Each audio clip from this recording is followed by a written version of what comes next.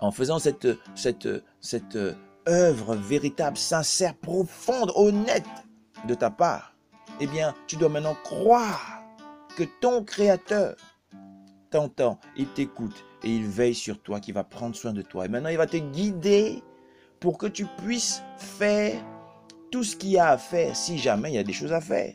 Pour que tu puisses marcher maintenant dans la bonté, dans la vie, dans l'amour, dans le shalom, dans la paix, dans la joie, dans la sérénité, dans le calme et la tranquillité. Car ce sont dans ces choses que tu vas voir la force, la véritable force que donne l'Éternel, notre Créateur, le Roi des rois et le Seigneur des seigneurs. Alléluia! Alléluia! Amen! Oui, car les religions ne nous sauvent et ne nous sauvent pas du tout. Nous avons des religions, elles sont là, pleines, les religions dans le christianisme, les religions dans l'islam, les religions dans plein de courants, les courants bouddhistes, les courants hindouistes, les courants judaïsme et tout ça. Vous avez toutes ces religions-là. On essaiera même de les citer, toutes ces religions, vraiment une par une, pour voir laquelle. Parce que quand le Seigneur nous demande de demeurer en sa parole, il dit bien « demeurez en moi ». On va voir dans la Bible, Jean chapitre 8, verset 31, le Seigneur dit à ceux qui avaient cru en lui, on nous parle des Juifs ici, mais il s'agit de toutes les personnes qui ont cru en lui, il dit, si vous demeurez dans ma parole, vous êtes vraiment mes disciples. Alléluia! Le Seigneur vient pour récupérer ses disciples.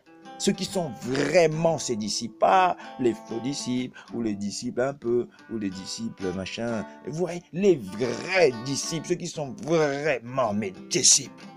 Alléluia, c'est ce que le Seigneur dit. Il le promet, c'est-à-dire qu'il dit une parole, sa parole, elle est oui, oui, non, non, oui, amen. C'est comme ça que le Seigneur parle. Il nous demande de parler de la même manière.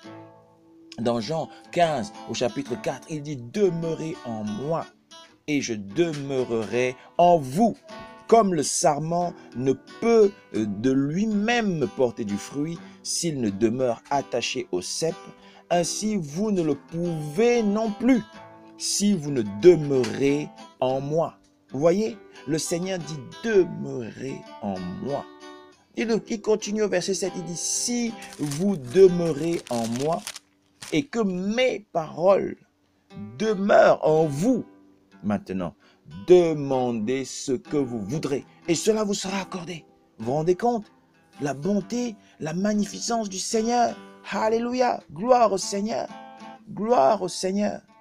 Parce qu'il nous a aimés. Il le dit même au verset 9. Comme le Père m'a aimé, je vous ai aussi aimé. Alors demeurez dans mon amour, c'est-à-dire qu'il a déjà fait, il a déjà manifesté son amour. C'est à nous de demeurer dans son amour. Une fois que tu entres dans l'amour du Seigneur, il faut demeurer dans son amour. Mais ça veut dire quoi demeurer dans son amour? Le Seigneur le dit, Jean 14, verset 21. Il le dit aussi, effectivement, celui qui m'aime, c'est celui qui fait quoi?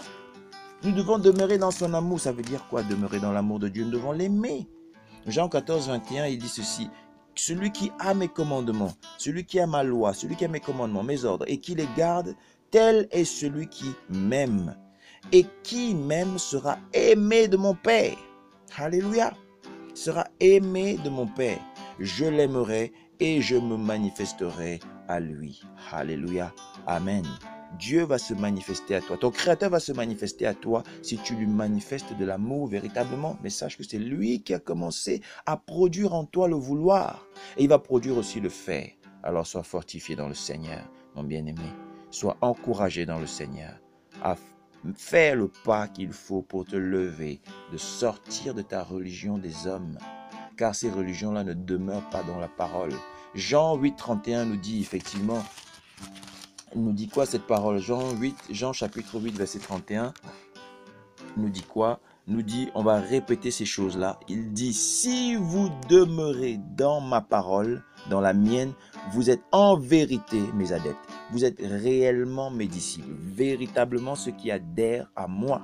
Alors, disons, regardons maintenant laquelle des religions que nous connaissons demeure vraiment dans le Seigneur. Le catholicisme? Non. Les orthodoxes, l'orthodoxie? Non. Le protestantisme? Absolument pas du tout. L'évangélisme, mais jamais de la vie. Vous voyez?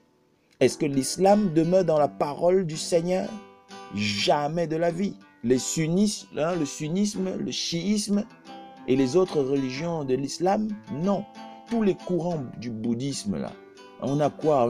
On a tellement de trucs. On a le Varayana, le Theravada, le Mahavana. Toutes ces religions-là, est-ce qu'elles demeurent dans le Seigneur? Est-ce qu'elles demeurent dans la parole du Seigneur? Elles n'y sont même pas du tout. Alors elles n'y sont pas. Toutes les religions chinoises, les religions traditionnelles africaines, les religions, l'hindouisme, le judaïsme, tous les ismes et tous les hits là, tout ça, est-ce que ça demeure dans la parole du Seigneur? Alors, vous voulez montrer quoi aujourd'hui? Vous avez des choses à reprocher à toutes les religions qui existent sur la terre. Toutes les religions qui existent sur la terre ont des choses à se reprocher.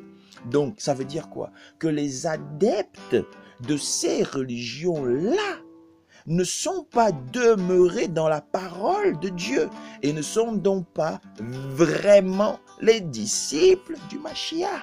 Vous comprenez?